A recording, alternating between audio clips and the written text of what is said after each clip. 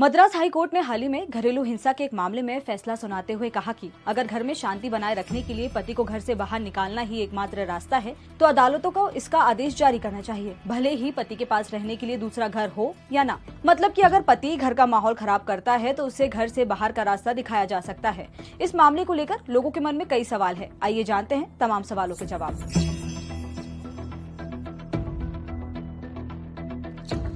लोगों के मन में सवाल है कि क्या कोई भी महिला जो घरेलू हिंसा से पीड़ित है वो पति को घर से निकालने के लिए कोर्ट से अपील कर सकती है। जवाब है हाँ, बिल्कुल कोई भी महिला जिसका पति घरेलू हिंसा करता है तो वो कोर्ट में याचिका दायर करके अपील कर सकती है। अगर महिला ने कोर्ट में अपनी बात प्रूफ कर दी तो डोमेस्टिक वायलेंस एक्ट 2005 के सेक्शन 19B के तहत कोर्ट पति को अपनी पत्नी और बच्चे को नया घर दिलाने और अगर वो ऐसा करने में सक्षम नहीं है तो खुद घर से निकल जाने का ऑर्डर दे सकती है। कई महिलाओं को पति या ससुराल वाले शादी के बाद अलग अलग तरह से प्रताड़ित करते हैं। ऐसे में महिलाओं को इन अधिकारों के बारे में जानकारी होना चाहिए, जैसे कि अगर पति या ससुराल वाले दहेज की मांग करें, शारीरिक, मानसिक, इमोशनल, सेक्सुअल या फाइनेंशियल तरीके से प्रताड़ित करते हैं तो महिला आईपीसी की धारा 498A के तहत दहेज प्रताड़ना और डोमेस्टिक वायलेंस एक्ट 2005 के तहत शिकायत दर्ज करा सकती है। इसके अलावा साल 2005 में सक्सेशन एक्ट 1956 के तहत शादीशुदा महिलाएं भी अपने माता पिता की संपत्ति में हकदार हो सकती हैं और the medical termination of pregnancy act 1971 के तहत कोई भी महिला गर्भ में पल रहे बच्चे को पति या ससुराल वालों की सहमति के बगैर